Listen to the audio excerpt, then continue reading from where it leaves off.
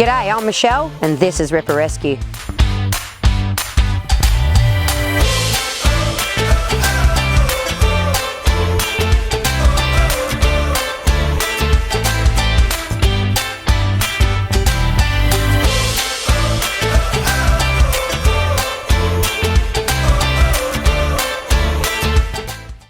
G'day, I'm here with a gorgeous little emu chick that sadly was orphaned a little bit further north from here. This little guy is an early chick in the season. Emu chicks are normally hatch around September and they're actually looked after by their dad. So their dad sits on the eggs for up to about 60 days, and when the eggs hatch, he will look after them, teach them how to find food. They're insectivorous, and from the minute that they're born, they get out and they run around.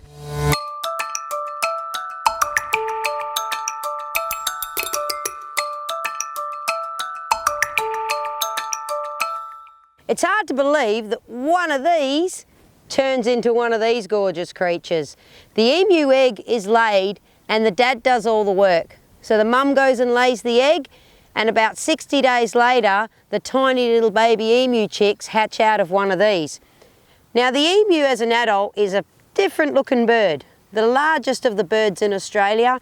It has powerful legs, it has a double-edged feather, some ears that are protected by a fine layer of feathers, and then this big mouth which allows them to grab their seeds.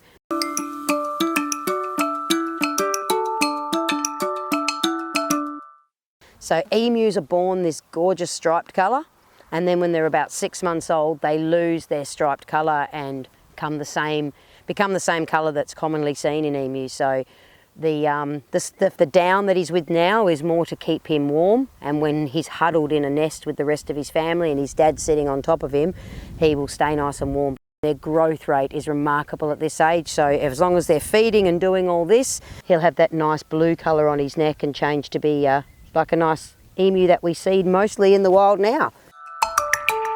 A bird is either born altrical or precocial. An emu chick is born precocial because after 20 minutes it is up walking around and looking for food. An altrical chick remains in the nest being fed by its parents until it is strong enough to get up and move away later on.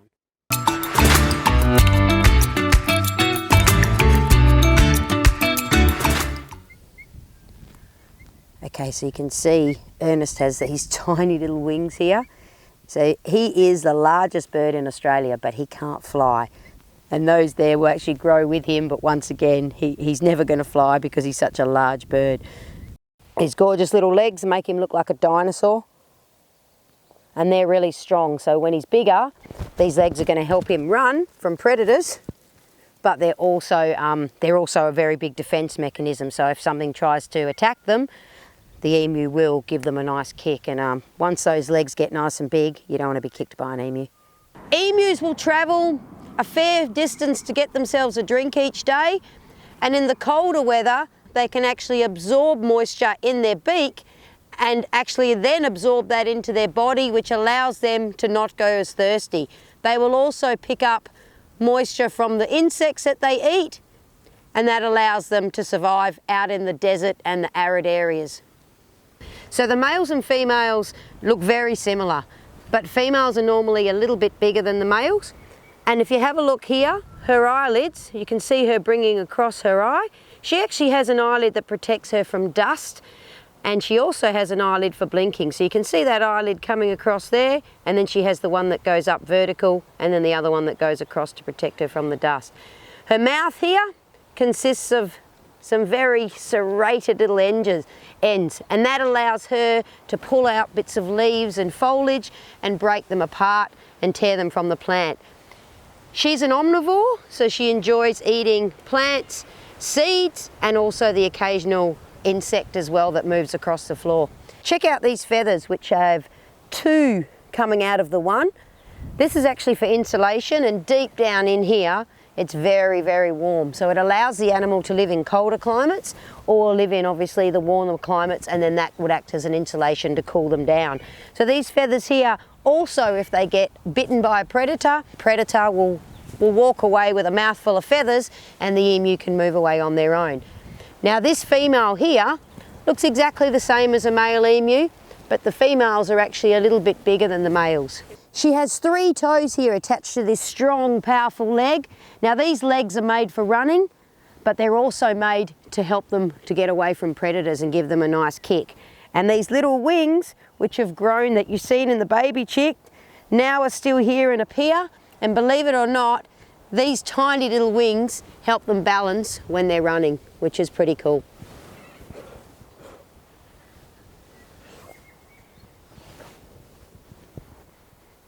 Emus are more solitary animals. They will actually gather in flocks if there's lots of food and water available, but most of the time you'll see them travelling alone on the distance, unless it's a dad with his chicks, and he can have up to 16 to 17 chicks following him after a successful hatching of eggs.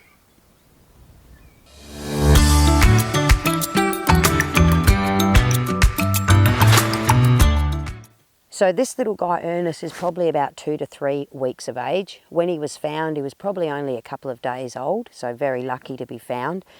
Out in the wild, their dad sits on top of them to keep them nice and warm, so we copy that by putting a nice heat lamp on the top to keep them warm from the warmth of the light, and we also give them a little teddy to snuggle into, which is very important so they feel secure.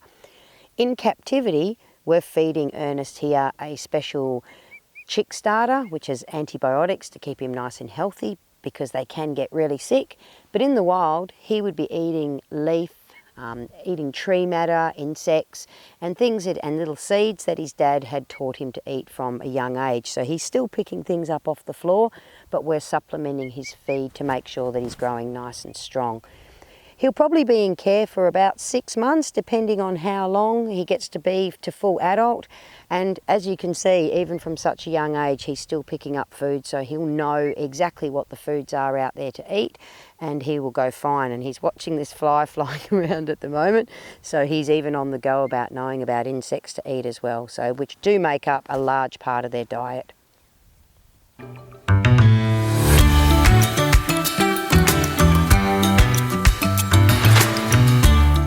So their habitat out in the wild can be thick bush. They can also be found on farming stations that have cropped, and some of these guys here have love to swim. So it's a big thing about emus that they love water. So you can often find them walking into a watered area and having a swim and splashing around, and they'll get down on their legs and they'll roll their backs in it, and they truly do love water. But in saying that, they can go for a fair while without drinking it and heading to the next water hole. But when they do find water, they love it, and they'll lay around in it, sit down and roll on their back and stick their legs in the air and actually truly enjoy water, just like us.